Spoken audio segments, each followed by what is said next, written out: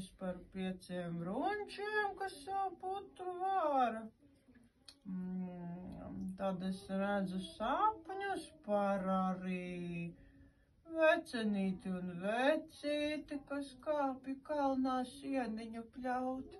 Un tad es pamostos, ja tās durvis kā nočīkst, un tad es tos sapņus izstāstu tiem, kas atnāk. Nu, un tad viņi, ja viņi vēl nelasās prom, tad mēs minam mīklas. Un man šodien uzdeva tādu mīklu, kur es nezināju atbildēt. Un tagad man tai rūķu paurī kaut kur micē ir jauna mīkla. Seviķi, tu zini, kas ir balta muša? Sniegu pārsla. Tu zini, es nezināju. Jā. Es nezināju, man te vēl nebija. Laikam tāpēc, ka man tik silti ir, man tās sniegu pārslas izkūst. Es tikai par ūdeņiem zinu. Tā, un man jau te arī izkausē tā krāsnes, jā.